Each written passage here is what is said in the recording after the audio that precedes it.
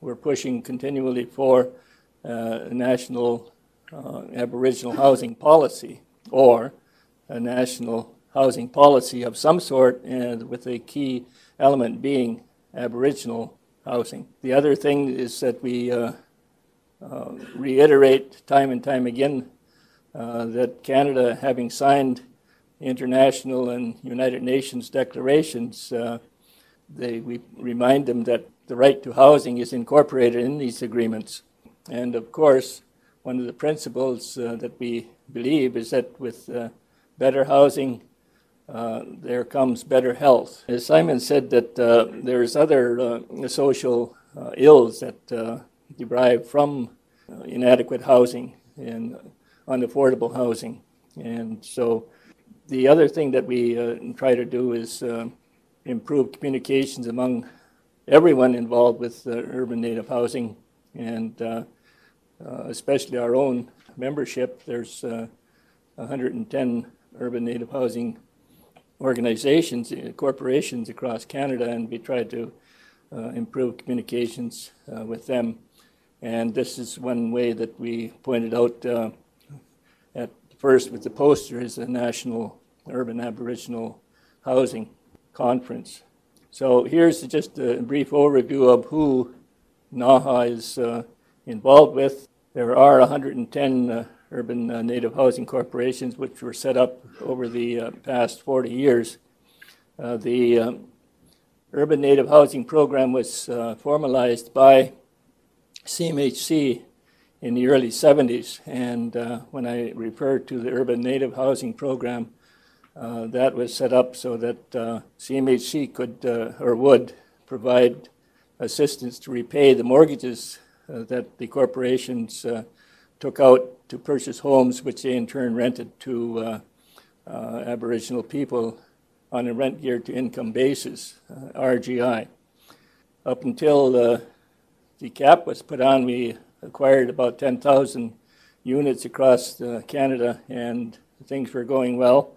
There were also about 9,000 more units under the Rural and Native Housing Program.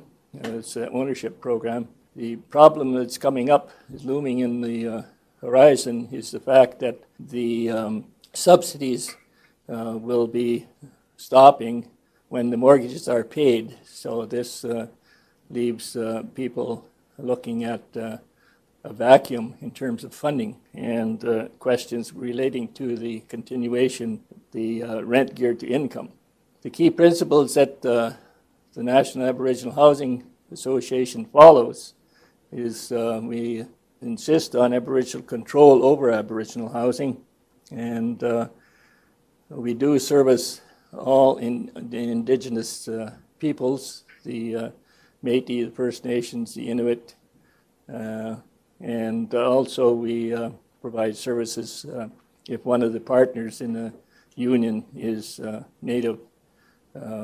We don't separate the people so they can, one of them can live in the house. So the other key element is that we have as many Aboriginal people as possible working in our housing areas, and so this ameliorates the cultural sensitivity aspect and accountability, of course.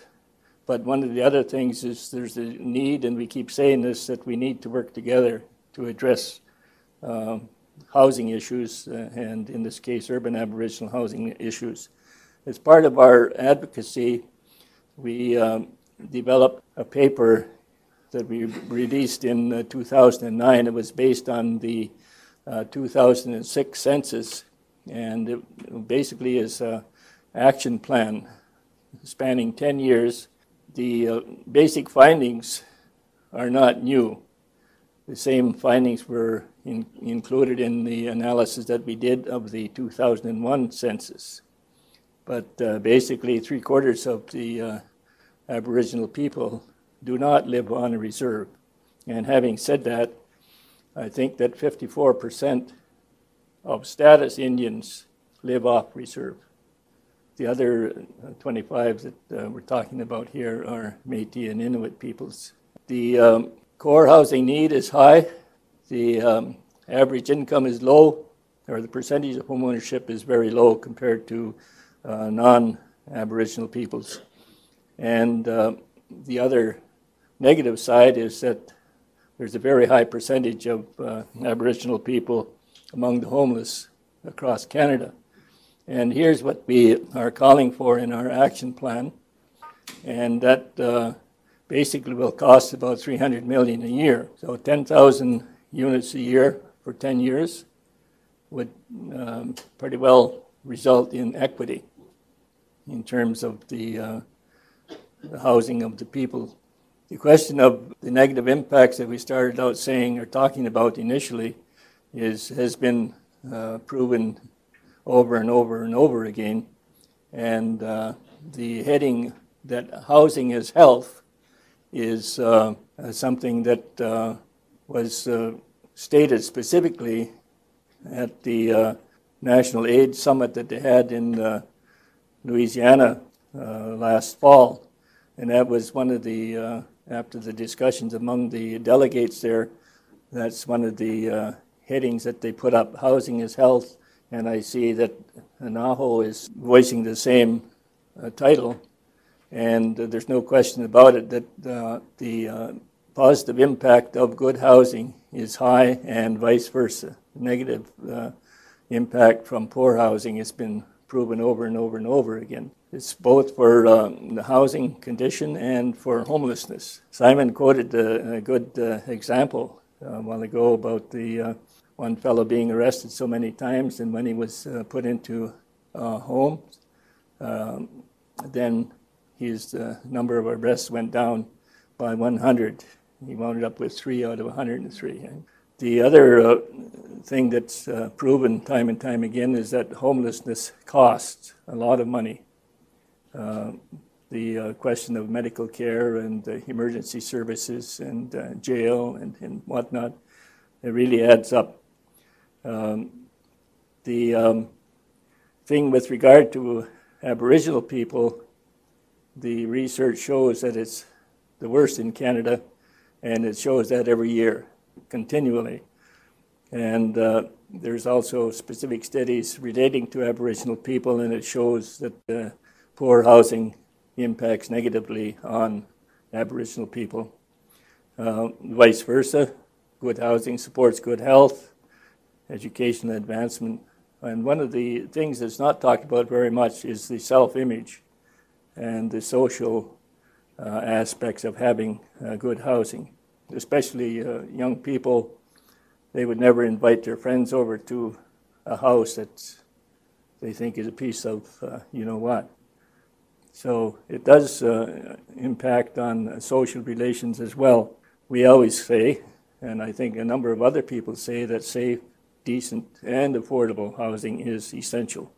What we are asking the federal government to do is to extend and fund the Off-Reserve Aboriginal Housing Trust. This housing trust initially was developed at the Kelowna meeting in 2005. Then the government was defeated. At the Kelowna conference, they had agreed on $400 million to kickstart the help that they were going to provide for urban Aboriginal people. In 2006, the current Prime Minister was more or less forced to honor the Kelowna Accord, so he provided, or the government provided $300 million over 3 years for urban native housing. And with that, the thing that we disagreed with was that the money was placed in the trust fund, and it was the provincial governments only that could draw down on the money, and it was distributed on a per capita basis.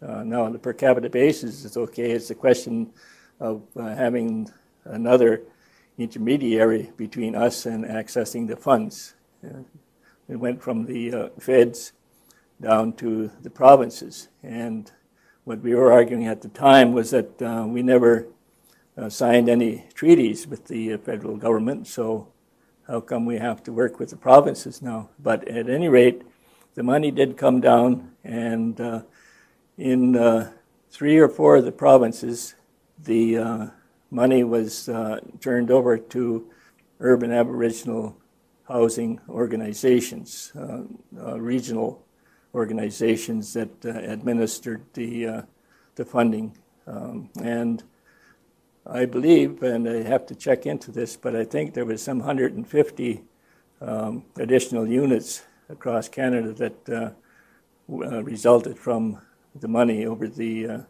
3-year period.